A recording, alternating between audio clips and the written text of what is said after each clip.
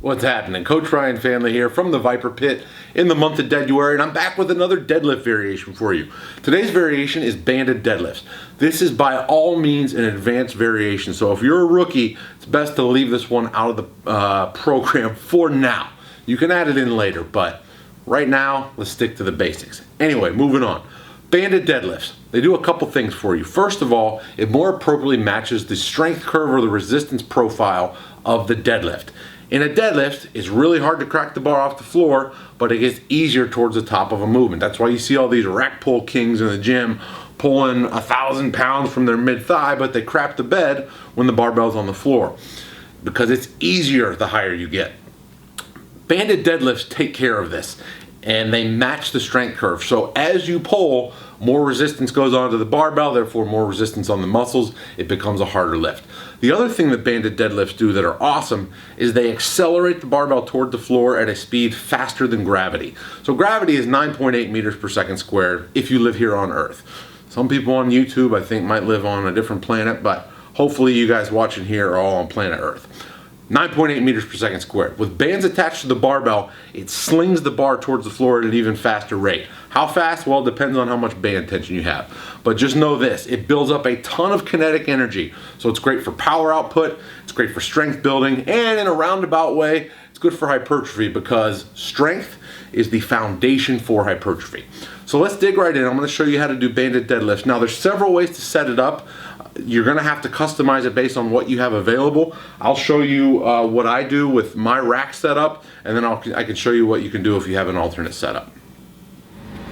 Alright, depending on what bands you have, if you have any band pegs or not, or what your platform setup is, there's a lot of different ways that this could look. I'm going to show you some of the most common ways to set this up.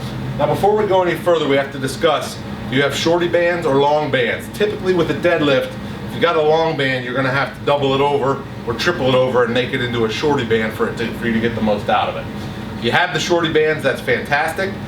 In my opinion, they're the best for the deadlift.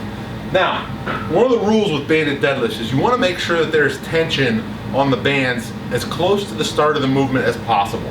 So ideally, once that bar is an inch or two off the ground, that band tension should be kicking in nice and strong. It's next to worthless if the band tension doesn't kick in until you're midway up. You want to have the tension the whole way through to make sure that it's accelerating the barbell towards the floor faster than gravity. So this is the first and probably most easiest way to set it up. You take your shorty bands, loop them on the barbell before you even put the plates on, and then you make sure they're even on the bar, and then you step your feet into them. You want the bands to be directly under your barbell and directly under the arch of your foot, in a position where they're not going to go flying out. So if you had it too close to your toe and your weight's back on your heels, foot comes up a little bit, you don't want the band to slide out. So directly under the bar, directly under the arch of the foot. Then from there, it's pretty simple. Grip it and rip it. Bend down, set your grip, get in position, and pull. Now, bands will eat you alive if you're not prepared for them. You have to be aggressive on your pull. If you pull timid, if you pull like a weenie, you're gonna get stonewalled right above the knee, and you're gonna struggle and shake and struggle to lock it out. Develop force early and fast in the movement right off the floor for optimal success. Now we're going to take a look, go into the size of how you can set it up if you got band pegs. Alright, if you're fortunate enough to have adjustable band pegs and a shorty band, it's pretty simple here. You loop one end on the band peg, go over the barbell, and then loop your other end. Get it nice and snug, nice and even, and you're good to go. The barbell is underneath both strands of the band, which is going to provide tension right at the start of the movement, which is important. So that's your best option for that. If you've got a long band, so example how to do it with a long band. You would double it over and then do the same thing. Loop it on one side. Actually, I'll give you a good example of why this doesn't work. Loop it over one side, loop it over the other. Now look, with the long band, see how there's no tension there at the bottom of the movement? This is not optimal. So what you would want to do would be to spread the band pegs out a little bit further. Now we got a little more tension in the bottom. We want to get even more aggressive.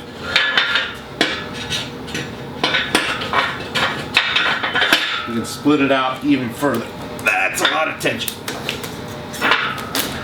Okay, now we've got a ton of tension on that bar using the longer band.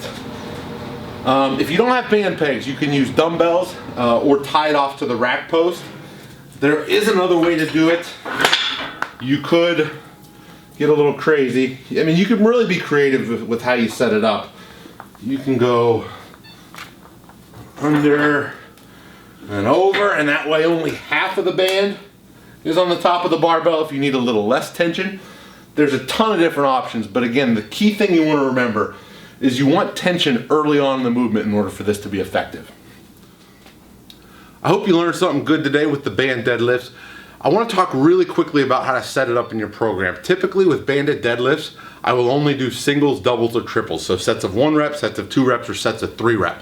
The reason is because it's a dynamic, powerful movement, and I want to make sure I'm getting maximum output when I'm doing that. If I were to do 12 reps with a banded deadlift, let's say, by the time the 3rd rep's over, my power output's decreasing, I'm fatiguing, I'm depleting energy stores in the muscle, so it's a lower quality stimulus.